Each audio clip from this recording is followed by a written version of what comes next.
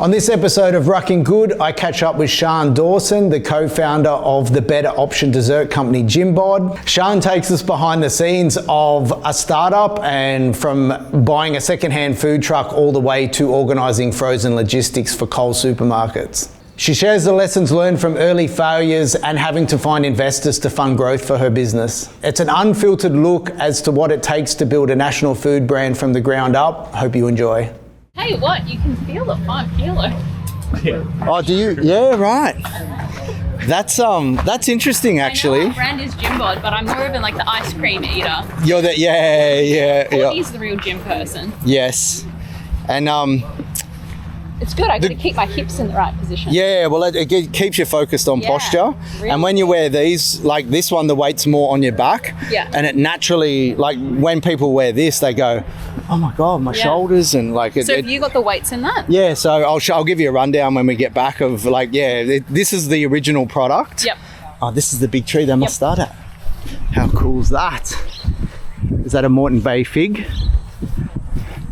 Come on, local. So. You're kind of local. I'm a fake local. You're a Melbourne via Sydney local. Yeah. Stunning. That's a nice looking tree. What a shape. I must have bought GYMBOD. Yeah. And I thought, what a cool thing that I can sit and eat a tub of ice cream. Yeah. And, have low calories. Yeah. Get my dessert fix and then get some protein and stuff as well. And I think I basically just reached out to say, hey guys, awesome work. And then I realized how young you guys were. Yeah. And realized, it's kind of led by a female founder who's First-time entrepreneurs, that's what we are. I know, right? And like in your 20s? Yeah. We started GYMBOD when we were 24. Wow. Yeah. And so anyway, I think that first thing was me on LinkedIn just going, hey guys, congrats, awesome work. And then, that's what it was. At the time, we were dealing with a company in the US that was looking for Aussie and New Zealand brands to distribute. But it turned out with them, they didn't want to touch frozen. Yep. So that's why I didn't kind of chase it any longer. But we're doing some stuff with them we've got a ready to drink. We've got a powdered greens supplement. Oh, I remember you telling me about this. GAP. So we just met with the formulator yesterday. Cool. It'll be on the market in Q2. Cool. And it's Is that getting blended in Australia? Yes, made in Melbourne. Oh, nice. All formulated here. Well, it's not all Aussie ingredients because the Natty Cole collagen protein we're getting from France. Wow. Yeah. Cool. But everything else, like we've got like an organic superfood blend that we've mixed up and made it here. Cool. And he's made it so you should see this stuff. You put a scoop in, shake it up, and you know how with most stuff, if you sit it down in between drinks, it settles heaps. Yeah. This stuff just stays buoyant sediment within the liquid. Nice. Like it's so good. So for a ready to drink, it's perfect. And the American guys want it they've got a vending operation. Cool. Plus they've got like a Whole Foods network distribution of 5,000 Whole Foods stores and stuff. So amazing. But that originally is when I thought for you guys, I'm like, oh shit. Yeah. But then they went, the frozen's too hard. Yeah, frozen's really hard. You could expand on that, I guess. Yeah. So if I'd have known how hard frozen was going to be, I wouldn't have done it. Oh, no. We just didn't know. First time entrepreneurs didn't know how fast ice cream is. So go back, like, and for I guess context, like this podcast that I do, it has a broad audience because we have the Search for Herders and we have the James Halls that want to throw our vests around in a gym. Yep. But we've got osteo 70-year-olds and we've got everything in between. Yep. And so I thought, like, my idea I wanted to catch up with you guys anyway, but I just thought, like, you're a story that my wife would like to hear. Yeah. Because we've got, like, our eldest is 16. Yeah. She's just expressed that instead of going and doing medicine in uni, she might want to do entrepreneurial stuff in the food space. And I'm like, so anyway, I thought, let's share the story of a 20-something-year-old first-time entrepreneur. Yeah. And just talk about how you started it. Yeah. How the progression has been from when you started it to now. Yep. And so cool. Where did it all begin? Well, it all started, Courtney and I moved to Sydney separately for a grad program. So we were, just graduated uni. We got this job at this infrastructure services company. So what did you study? Like, what was your degree? I did an arts degree, and I did gender studies, and I majored also in media and communications. Oh, okay. And I did honours in gender studies because I couldn't decide what I wanted to do. And then I started my master's in public policy, and then I realised I hated public policy. I think we're supposed to be on this one, actually. And then I couldn't get a job. So then I was like talking to different people, and someone was like, oh, Cian, you're really chatty, you'd be really good at HR, you should do a HR degree. So then I did like a certificate in HR and started applying for grad jobs. And luckily I got into this one for this infrastructure services company. I had to move to Sydney for it. So I moved to Sydney. From Melbourne? From Melbourne. Yep. And on the first day of the grad program, I met Courtney. And I was like, man, this guy's so annoying. He asks so many questions. He's so much smarter than me. He's so annoying. And then flash forward like 6 months. Oh, there's fish in there. Yeah, wow, this is so pretty. Who would have thought this? So pretty. It's really clear. Get a little bit closer together, guys. Oh, here we go. Quick Photo shoot. All right. That's why we call him Tom Media. And I notice you've got a media guy now. Yeah, we do. Excellent. Thank goodness. Is he cute as me? Ah! He's pretty cute. Yeah, He- you know, they all are. Oh, we'll hook you up with him. Sweet, what's his name? Yeah, I'm good. Thanks, guys. So yeah, and then we became good friends, and then we moved to Toowoomba. So at what point did he move past annoying and become good friends? Probably like a month into it. Yeah. And that is like romantic good friends, or No, just like actually good just friends. friends? He used to feed me. I used to bring really shitty lunches, and he would always make sure he had extra lunch, and he would give it to me because he knew that I was always hungry. Ah, I wasn't food prepared buddy. enough. Correct, exactly. We got put on this project together in Toowoomba working for an oil and gas subsidiary. So we found a lease in Toowoomba, moved to Toowoomba. So was this part of a? So you're in Sydney on a grad program, like a 2-year grad program. We get rotated. And had you finished that and then got the opportunity to go to Toowoomba, or did this happen during the? Oh, right. So the company's like across Australia, and they wanted graduates to get a deep understanding of what the actual day-to-day operations are like on the contracts, rather than just being stuck in head office. Yeah. So yeah, we got to see a well servicing subsidiary. So actually get out into the field and see what it's all about, which was an amazing experience. So yeah, we started dating like straight away when we moved to Toowoomba. And did they cover your rent and like? No, we paid our rent. Okay. They paid our like moving fees. But you're on a wage to be able to. Graduate wages, yes. Oh wow, man, that's a big ask. We were living in Sydney on like $50,000. I think I was on 55, and Courtney maybe might have been on $60,000 a year. So you were, we were slumming it. yeah. In Sydney, that is slumming it, isn't it? Yeah. And in Toowoomba, You would have been like the richest people in Toowoomba, though. no, not at all, not at all. But we did have a really cute little place right opposite like East Toowoomba Park, which was beautiful. And we kind of had a lot of time on our hands. And Courtney is like super entrepreneurial. Like you sit down with a guy for like 10 minutes and he's got 50 different business ideas. I love him. Haven't met him yet, but I love him. So many And ideas. do you think you've obviously met his parents now? Does that come from upbringing and like his parents entrepreneurs? I think so, yes. Yeah. Yes.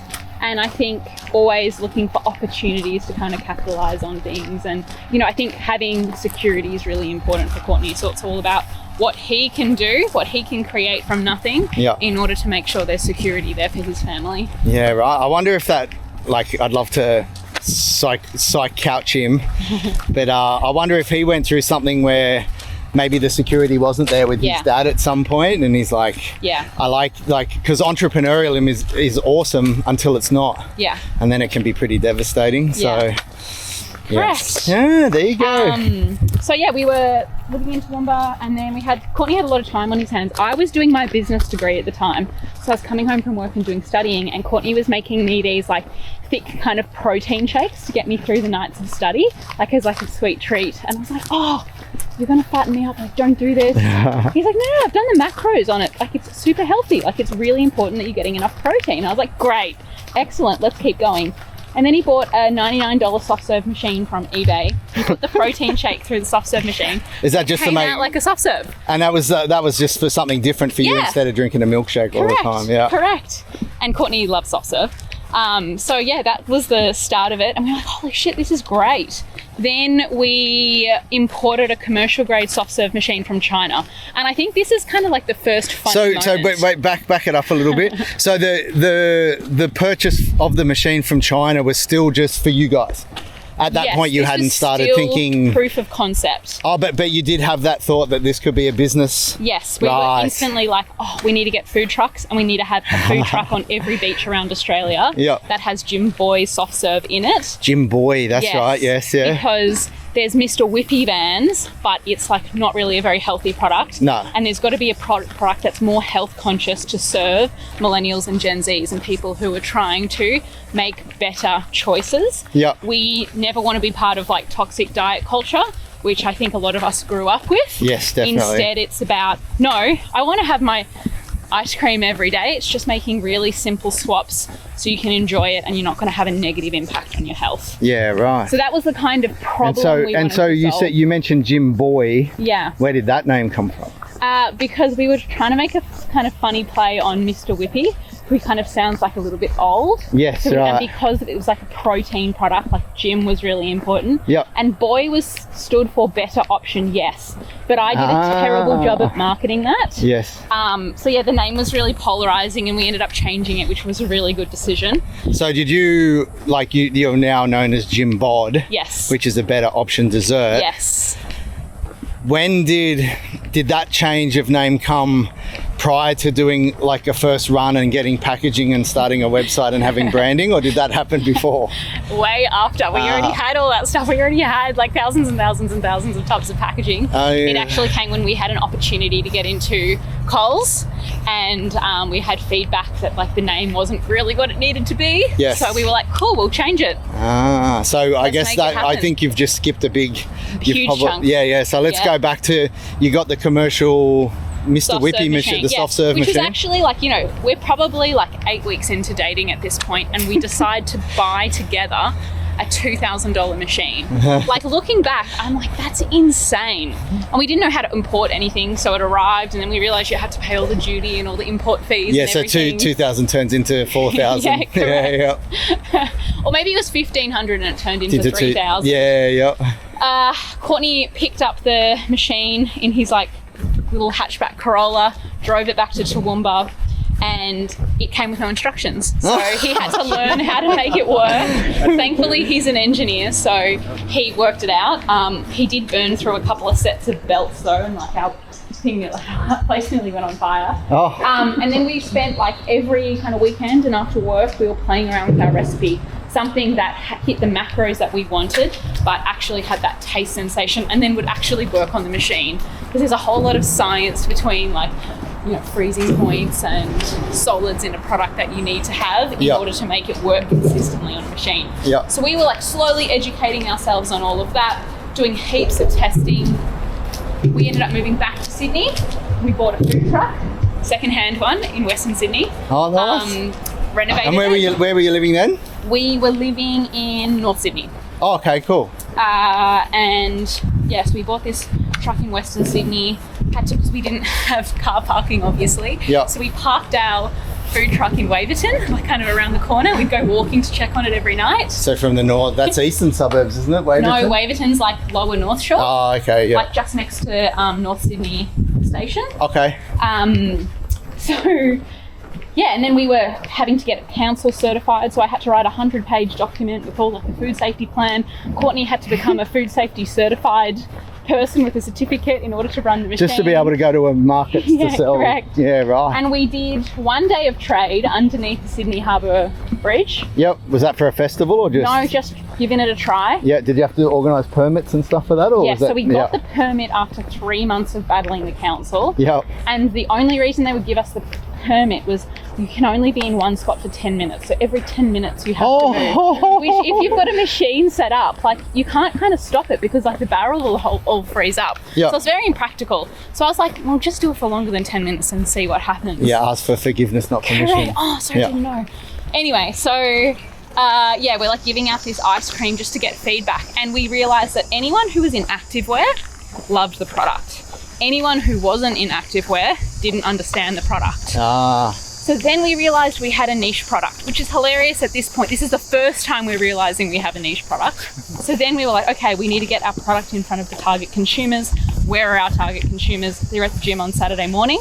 This was at the time where Instagram stories were just launched. Yes, and you were getting good coverage on it too, right? Yeah, gym owners were like looking for content to put out there. Yep. So I approached different F45s and I was like, hey, you pay us a one-off fee, we'll come out on a Saturday morning, we'll give all of your members free soft serve and we'll create content for you to post on your stories for the day. Members loved it because they got free ice cream. Oh, for sure. It was kind of like a win-win. It's a good member activation, right? And it gives media, Correct. So that worked really well, except for the fact that we were working for the equivalent of like 45 cents an hour. You know, you have to get up at like 6 a.m. Because we were charging the gym only $15. So yeah, we learnt a lot from that experience, but we had people who were like, holy shit, this is so good, where can we get it?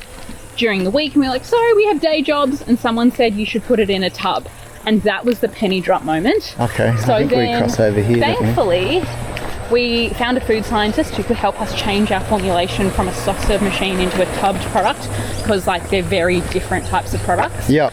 And then COVID hit, so it killed our food truck business overnight.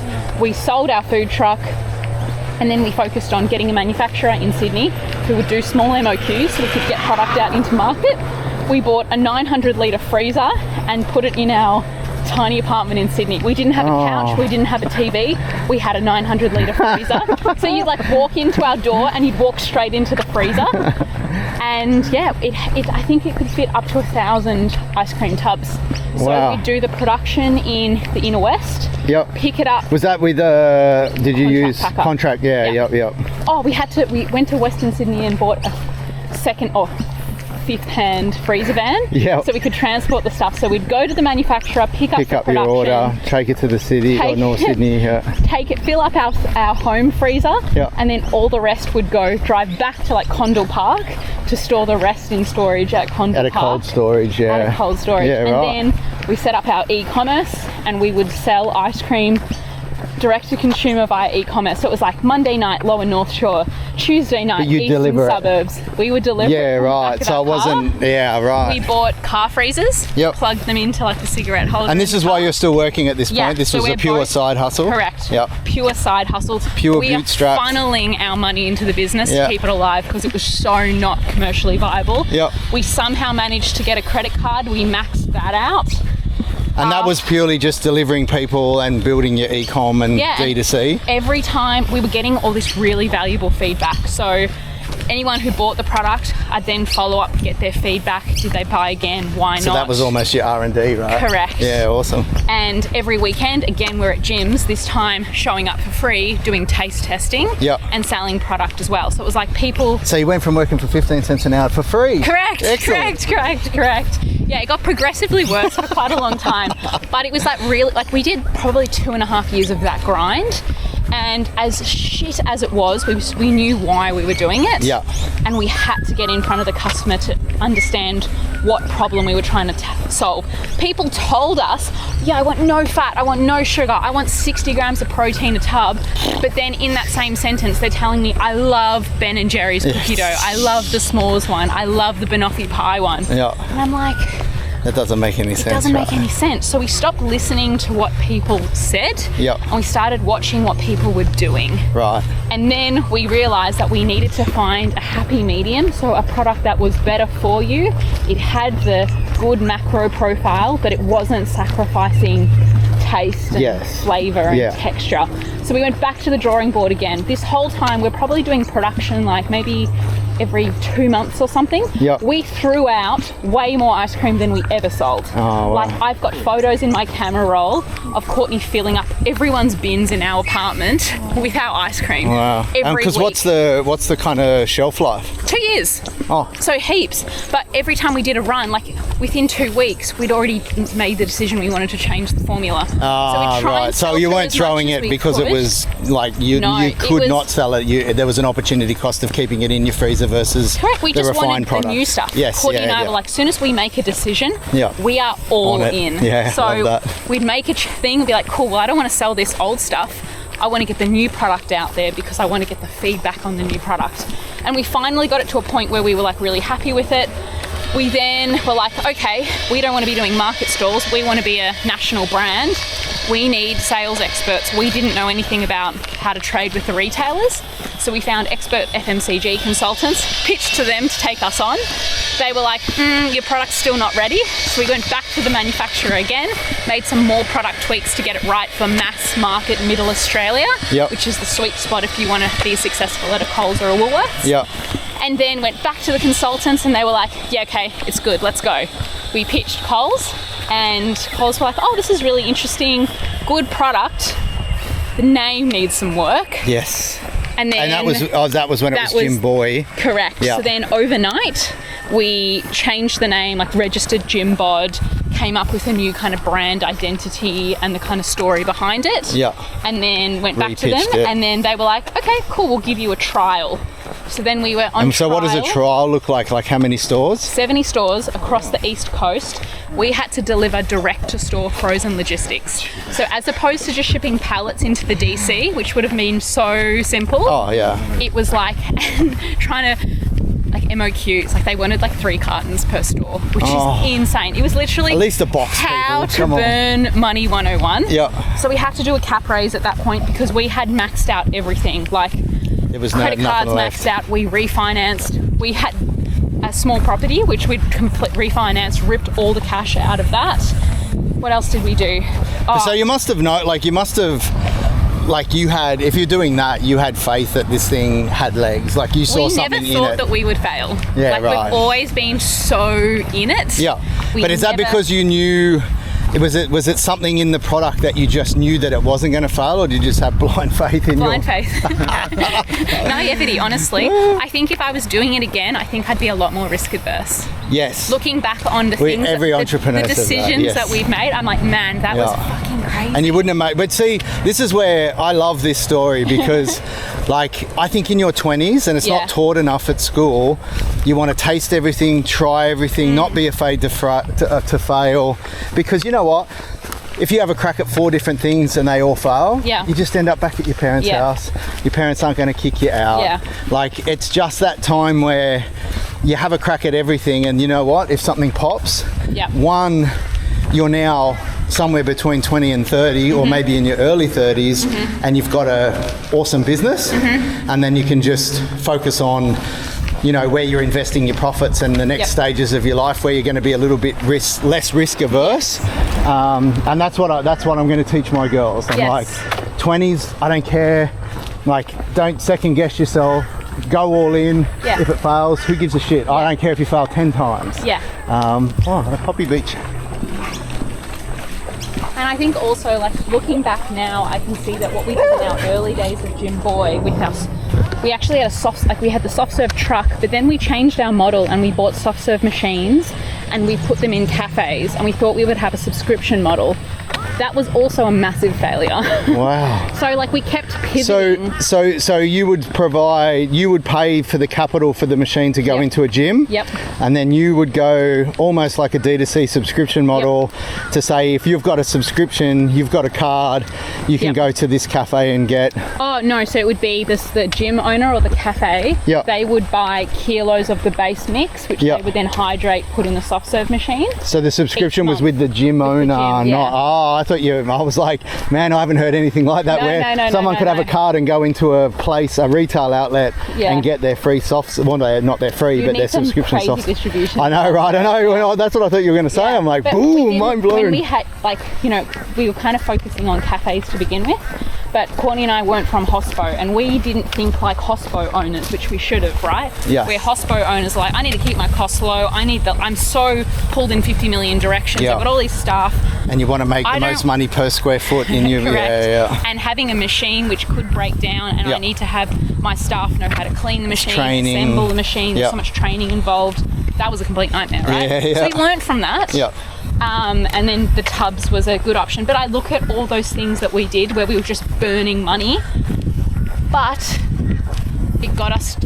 When we were making the next decision, we're like, okay, we know that doesn't work, so we've got a higher chance of this now working. Yes. So we're constantly kind of like refining, what the best distribution channel was going to be, who our customer avatars were as well. Yeah. So we were on trial with Coles for 12 months against another And so what year would this be? This was 2021. Okay, so COVID, first year of COVID? No, it must have been 2021 to 2022. Right, yeah. So COVID, the first bout of COVID had happened kind of thing? Yeah. Because we did, the GYMBOD was in COVID years. Yes. And we came out of that. Oh, sorry. Kind of a blur. Yeah, and actually, was before we go 2019. too far ahead, when you mentioned that you did your first raise, Yes. capital raising, was Yes. that just like a family and friends Family and round? friends round. Right. Yeah, so. And how much did you raise? We raised A ballpark? 250. Oh, wow. Yeah, Good effort. yeah. And Well, that, we approached all these different people, but no one wanted to give to, I think we were 25 at that point. No one wanted to give two 25-year-olds who'd never run a business before to do frozen logistics and manufacturing a chance. yeah, right. So, yeah, was we a hard did family sell. and friends. Courtney did a Facebook post and was like, does anyone want to invest in our ice cream business? And someone saw it and sent it to another person, and then they're still our investors to these days. Oh, They've nice. kind of believed in us from day one. Did you have to give up a big slice of the business Yeah, to we get? did. Yeah. But it's like, But you're better off having Correct. It would have 50% of died. something than 100% of nothing, Correct. right? Exactly. So yeah, we were on trial with Coles. We did really well in the trial, which was fantastic. And that was just done through that consultancy group. They got you in front of Coles. Mm-hmm. Wow. Yeah. So it was like me and the consultants. We pitched to Coles. Yeah. They built all the models. Again, and I've kind of been like, I feel like I'm getting my MBA through this business, like learning how to build the commercial models, understanding the cash flow implications of what you're agreeing with the retailer. Yeah. All these elements and the teeny tiny details you need to be aware of for building up your costs. Yes. Yeah. Of your Yeah. product basis. So yeah, it's been very interesting. And then once we were successful in the trial, Coles took us national, so 3 flavours, So you went from 70 stores to what does that look like? 800. Whew, but you could deliver to the DC. Delivered to DC. Oh my Nice. gosh, I've never been so happy to see pallets going to the DC. So how long were you not doing that for? Like how long were you doing the delivery to backed up? 12 months. Oh wow. It was just... While you were still working, or did one of you have to make the No, call? we were both working full time Oh, wow. and working super hard in our careers so we could get paid more, Yeah. so we could put all of our paychecks into the business. It was like mortgage and business. Our friends were like going to Europe, going on holidays, buying nice things. Yes. And We you were hustle. like living off noodles and working endlessly. That's so good. Yeah, and making the minimum repayments on our credit cards because Yeah. everything was maxed out. Yeah.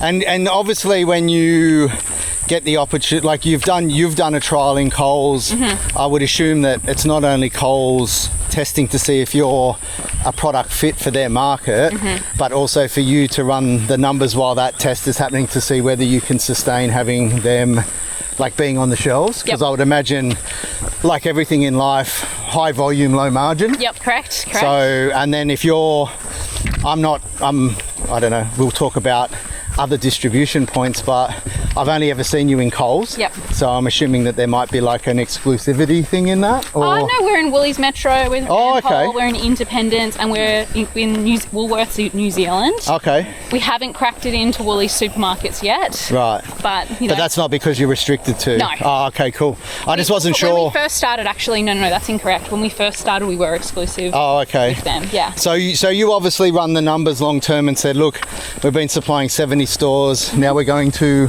8,000? 800. 800 stores, sorry.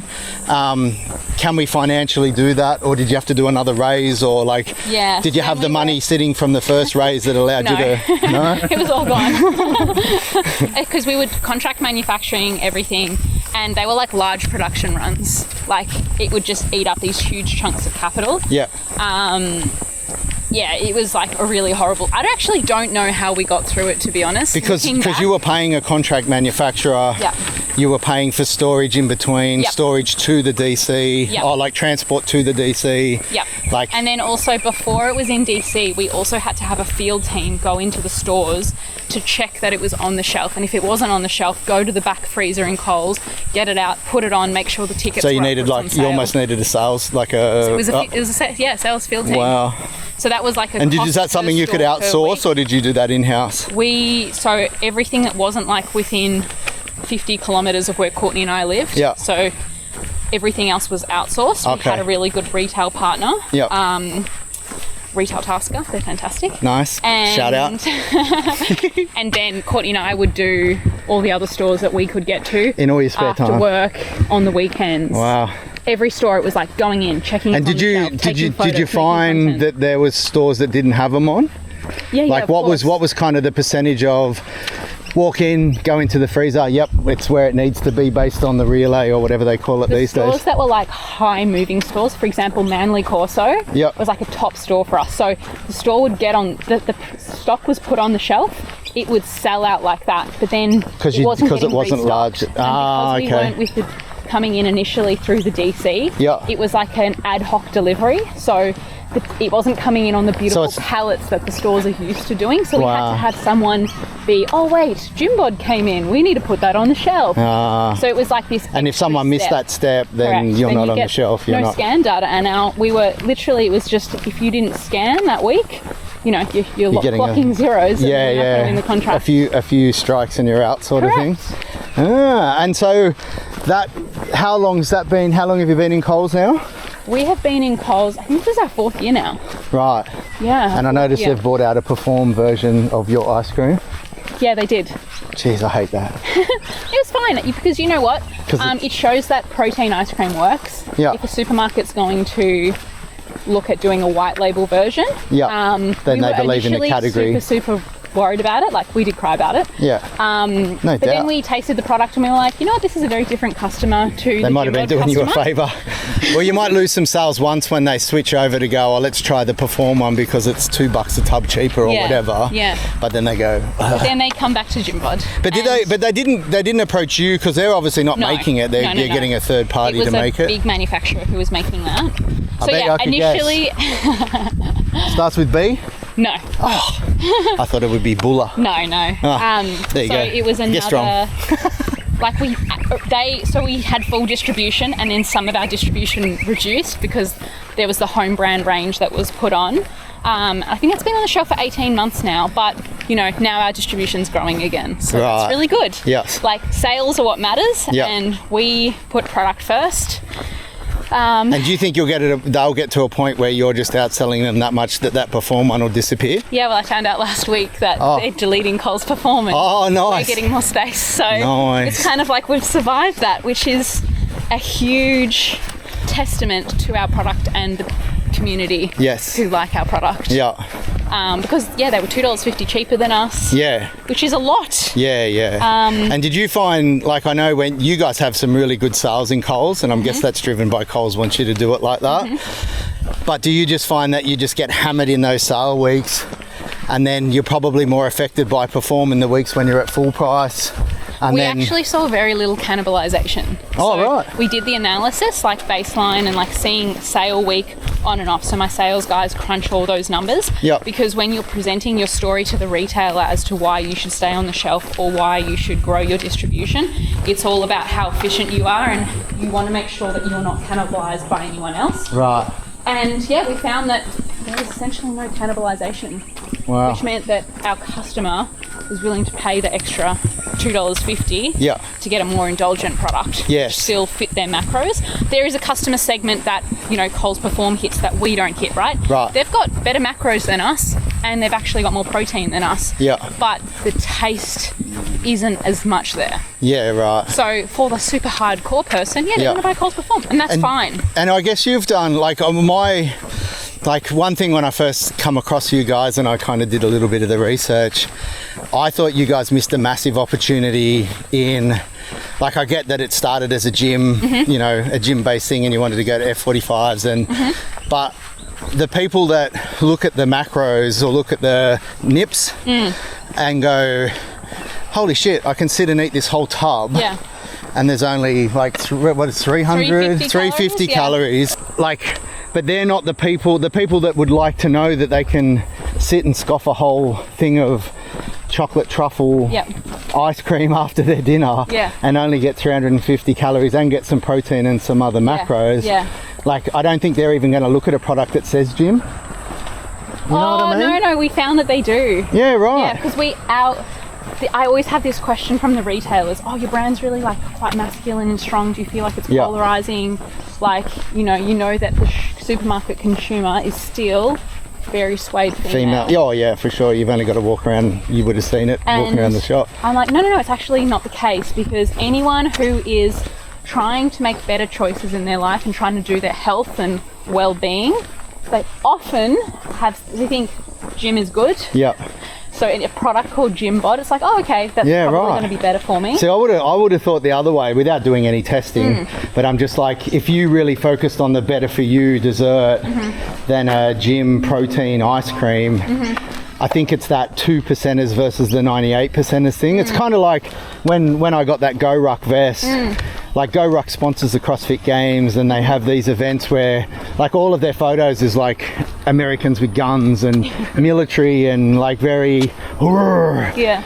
And when I was doing the research and found rucking, I was like, it's actually going to help the 98%ers that need help with their metabolic health and losing weight and osteoporosis and all this sort of stuff, way more than it's going to help a CrossFit guy that's already jacked. Yeah, correct. Like, and where it basically becomes a training apparatus versus exercise modality. Yes. And so, and that's why I always kind of look at the 98%ers versus the 2%ers.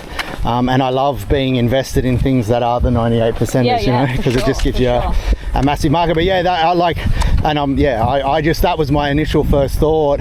Is I'm like, oh man, they're missing a massive opportunity for like people like me who love dessert, but you know, I'm trying to get rid of visceral fat, and you know, I'm always yo-yo dieting and all this sort of stuff. I'm like, I'd probably walk past and wouldn't really notice the GYMBOD thing, but if it was like a, hey fat ass, this tub, you can eat this whole tub and it's only 350 calories, I'd go, woo, yeah, get it in. Yeah, we're actually doing some work at the moment on how we can like better communicate to our customer and future customers as well. Because I would say like our main demographic are people who are trying to lose weight. Yeah, for sure. So it's making those better choices. Those choices, as opposed to like you've just said, that guy who's super jacked. Yes. Yep. And so you get, obviously distribution in Coles is freaking amazing. Does it take a while for that to become a profitable, or where you're not bleeding? Like, we were still bleeding for that first year.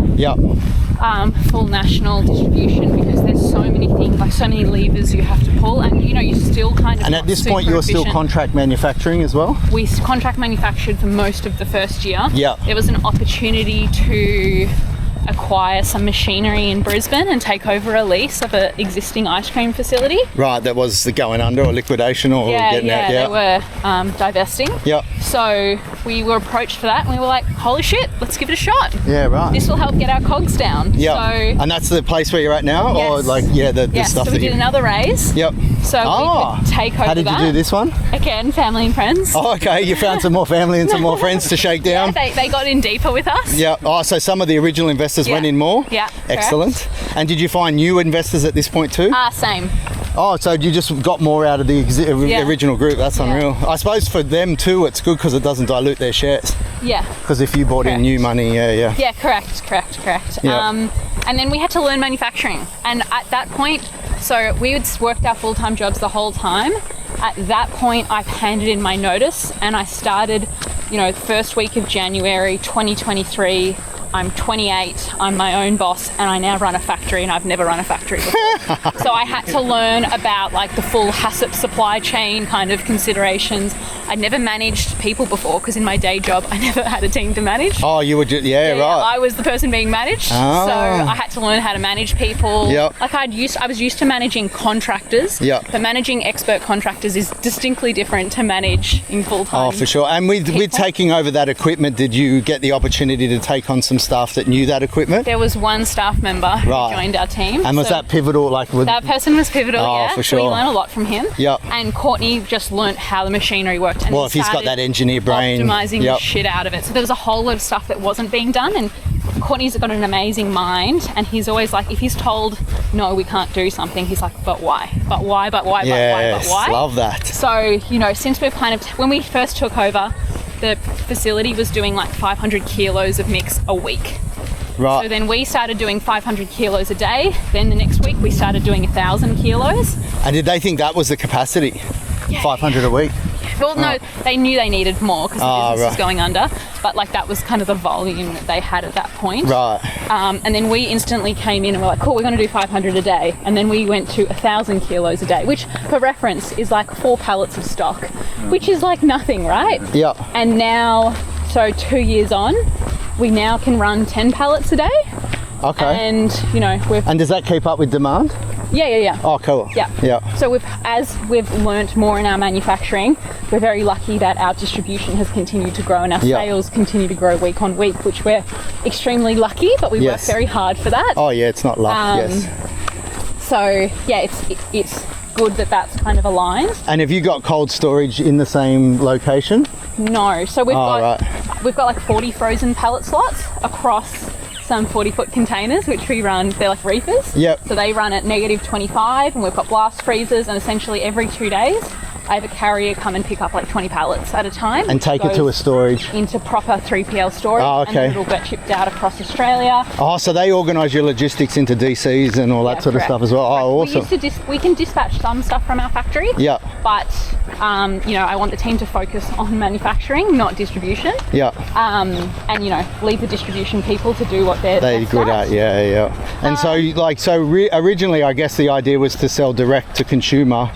Now you're very much it was only direct to consumer because we couldn't get into the retailers. Right. Because ice cream is one of those products, unless you go into a scoop shop. Yep. And when you're having that experience with your friend or your family. Ice cream you buy with your weekly shop. Right. And you had so that was something that was always the plan, to become more of a B2B. 100%. Yeah. And you know, you've got to have as a manufacturer, you've got to have the volume. Yeah. So now everything is volume. Yeah. And are you purely doing your stuff, or do you contract for anything? I also do contract manufacturing. Okay, so cool. I run the GYMBOD brand, I run our factory, and I also am the salesperson for our contract manufacturing. Yeah. So I wear a couple of different hats, which is mentally challenging because the requirements of running a factory are distinctly different from running a brand and having those conversations with Coles and our other customers and thinking about NPD and, you know, overall business strategy. So what's NPD? New product development. Oh, there you go. So we develop our product. I knew that. I was just for the alignment. listener that might know, Yeah, so everything is kind of to align with the procurement cycles. It sounds so silly, but like when we started, I had no idea that you only had like one period a year to present to the retailers. Yeah, and then that gives you your 12 months. That's next week. Shit, we got to get it happening. And do you have to pitch every year? Yeah, you're constantly under review. So I'd say every 6 months there's a review. And are they do they feed you, how often do they feed you data? We have to buy the data. Oh, Jesus. And of course you do. As your business grows, so the data cost is a percentage of sales. And do you have to buy the data monthly, or can you choose the frequency? You commit to an annual subscription. Right. And they deliver it how often?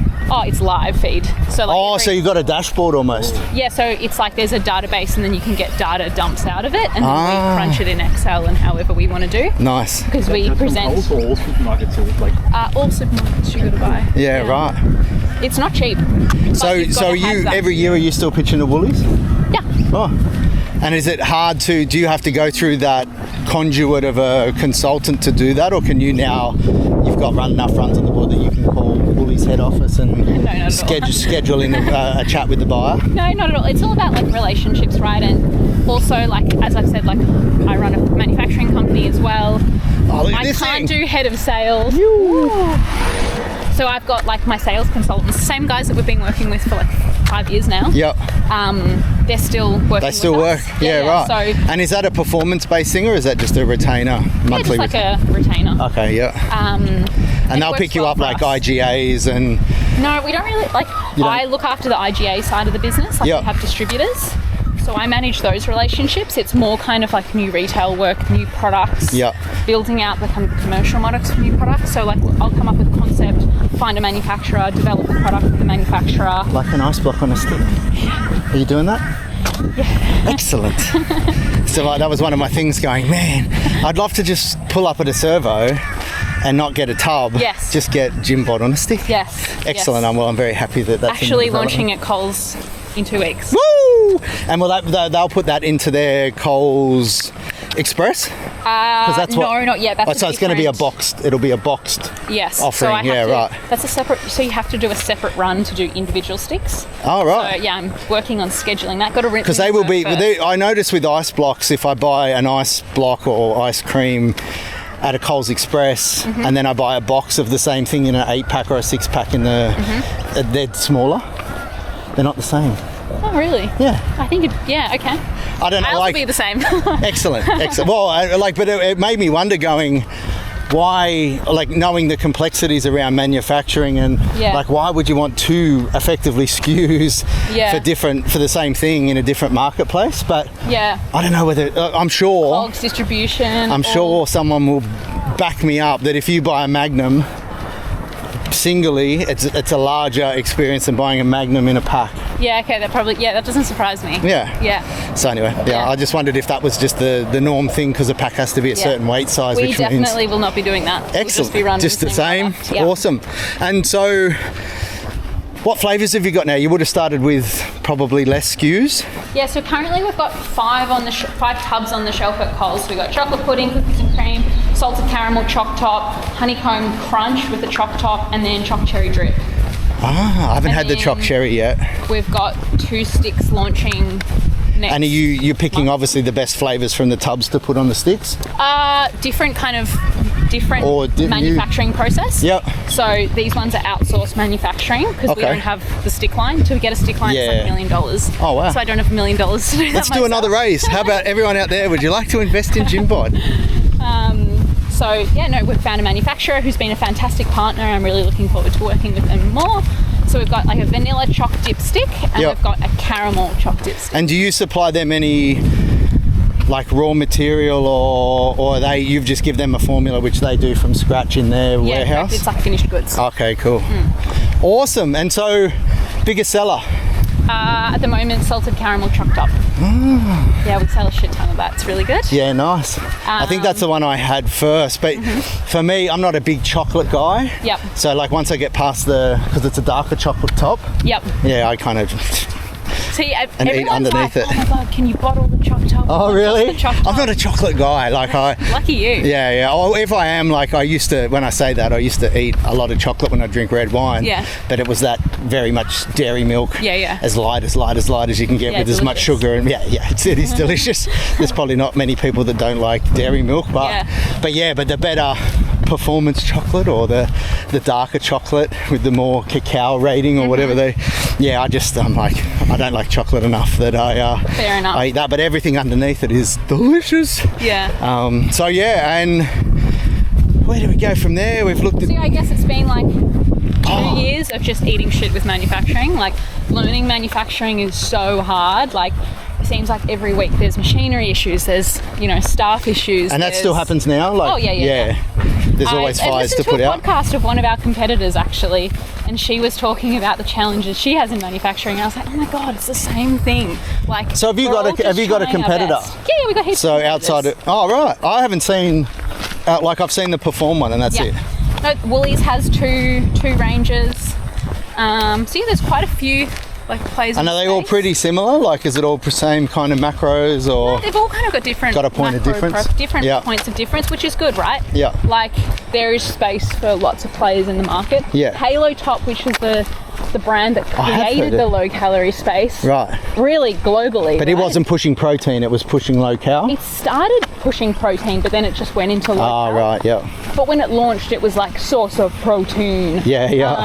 But they've actually withdrawn from the Australian market now. And were they an international brand that came in? Yeah. They got sold to some company for like $2 billion or something. Right. Like really amazing. Like started by a lawyer who was doing like healthy yogurt ice cream. Yeah. And then it turned into the And because he needs more money.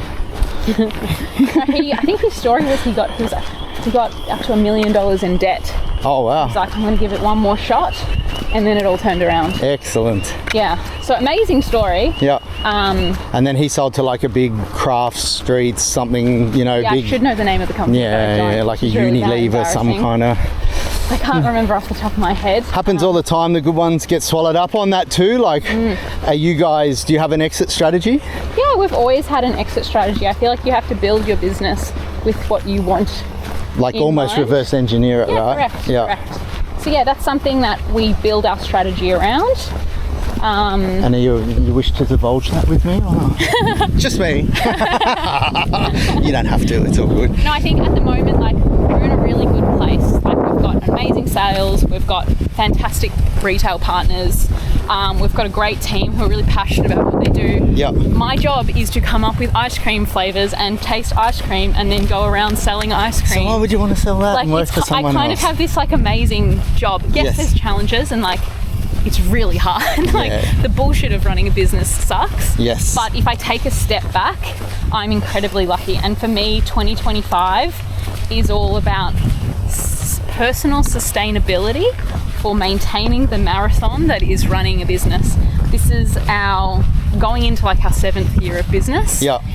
And we've been sprinting for 7 years. Yeah. And I am like, it's time to focus on a little bit of longevity. Correct. Yeah. Correct. Like, I we can used to give you burn all. the I can give you. candles at both ends, and you know what that does, right? It gives you cancer.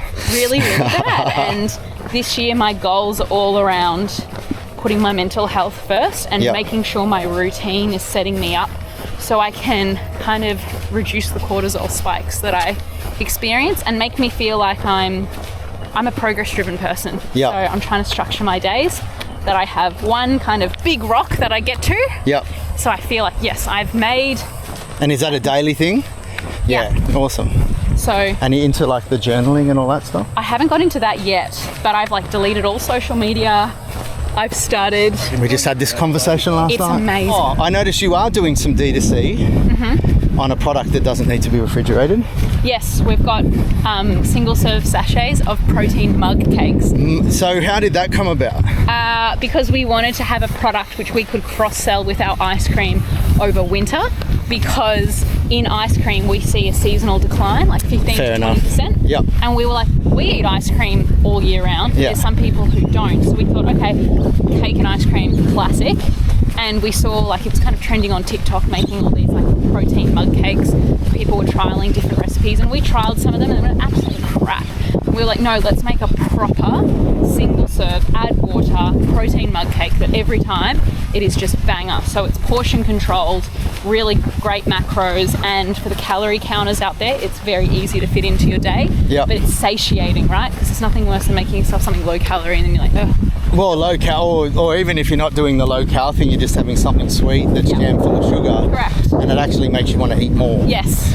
Like that's where the protein thing is a winner with the satiation. Started working with another manufacturer in Brisbane who are fantastic, developed product. And is it purely separate to GYMBOD, or did you grab things out of the manufacturing process of GYMBOD that you can also put into the... No, like again, we just scoped it up with the manufacturer, like total turnkey solution, which has been great. So we're starting it on e-commerce. We've got some killer sales data, and then we pitch it to the retailers. Yeah, right. And having that relationship, say with Coles, does that give you like almost a slam dunk to get it in? No, nothing's that easy. Yeah, no. right. I wish, but it's different category managers, different commercial arrangements. Because you've got different competitors, right? So you're basically starting again. And like, you know, that this product. And is that a competitive space? Super competitive. Oh, right. Way worse than ice cream, I would say, because you're competing. It's a sports and diet category, so you're competing with Musashi, Muscle Nation, Body Science, all the home brand range. Like people with big budgets, and fantastic brands as well.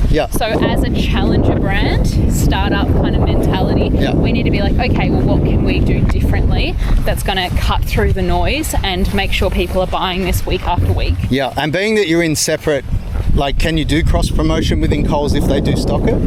Yeah, we could align the promotional schedules and create content that is driving customers across the aisles. Yeah, like I didn't know whether you could do like a toofer or something, like, but it's hard because geographically they're in different spots. Yeah. Or whether you could do like a door hanger in front of the ice cream to say, you know, even if it was a sample mud cake thing or something. Like, I just didn't know if there's a way to kind of, you know, tap the existing...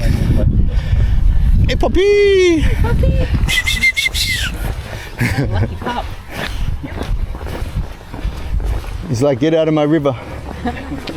I just didn't know if there was a way to leverage that brand loyalty you know, because that would be a very expensive exercise. Yeah, right. So you've got to pay to play. Correct. Yeah. And again, that's something like, you know, it's all budget dependent. Yeah. But it's stuff in the future, you know? Yeah. And now that you're, I guess, getting fairly regular income, like you're not so relying on one thing popping because you've got that consistency of the retailers. Like, are you giving dividends to shareholders yet, or are you still reinvesting? Always reinvesting. Right. I now get paid, which is nice.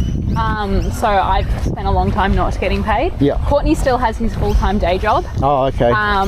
So yeah, we're kind of just focusing on, and people always ask us, why does Courtney have his day job? And you know, Courtney always says, well, you don't go to war unless you've got your family kind of safe. Yeah. You've got to have your security there. So yeah. Courtney looks after like our kind of like home front security.